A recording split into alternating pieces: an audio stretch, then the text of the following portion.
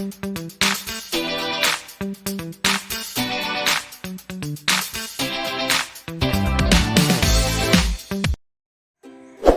assalamualaikum.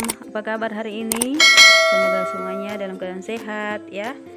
Nah, hari ini kita membahas analisis dimensi ya. Di video sebelumnya sudah ada materinya yang aku kirimkan, dan sekarang kembali menjelaskan contoh cara menganalisis dimensi.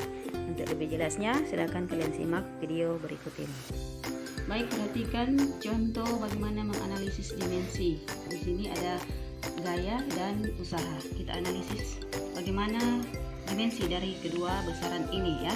Jadi yang pertama harus kalian ketahui adalah satuan dari kedua gaya besaran ini, sehingga ketika kita tahu satuannya, maka kita bisa menganalisis dengan mengetahui lambang dimensinya ya. Jadi sebenarnya untuk menganalisis dimensi, kalian cukup mengenal tiga besaran ya. Tiga besaran, yaitu panjang, jadi dimensinya L, kemudian massa, dimensinya M, dan waktu, dimensinya T. Sebenarnya tiga besaran ini sudah cukup bagi kalian ketika mengingatnya untuk menganalisis setiap besaran-besaran yang diminta, besaran turunan ya. Ini kan dimensi dari besaran pokok. Oke, kita kembali ke sini ya. Jadi gaya itu rumusnya kan F sama dengan massa dikali percepatan ya, massa dikali percepatan, M dikali A. Nah itu dulu kita tahu. Nah, setelah itu massa ini satuannya kilogram, dan percepatan ini satuannya meter per sekon kuadrat, atau boleh kita tuliskan meter dikali sekon pangkat min 2, itu sama ya. Nah, kalau kita sudah tahu satuannya, maka mudah kita untuk bisa menuliskan lambang dimensinya. Dengan cara apa? Kilogram dimensinya adalah M. Ya, kita tuliskan kurung persegi. Kemudian meter ini ya, kilogram ini M, meter dimensinya adalah L. Kemudian sekon atau waktu dimensinya itu adalah T ya, T pangkat min 2. Maka ini adalah dimensi dari gaya. Jadi mudah sekali. Yang penting kita tahu rumus dari besaran itu untuk besaran turunan ya maksudnya. Kemudian kita bisa uraikan satuannya. Setelah satuannya kita uraikan, maka dengan mudah kita bisa tentukan dimensinya. Nah, sekarang kita ke contoh yang kedua, usaha. Gimana rumus usaha? Usaha itu, jadi kalau di sini gaya lambang simbol besarannya F ya. Nah, kalau usaha simbol besarannya W besar. Kalau W kecil berat. Nah, W ini sama dengan gaya dikali perpindahan F dikali S. Nah, jadi kita tahu dulu gaya tadi ya. Nah, gaya ini satuannya kan.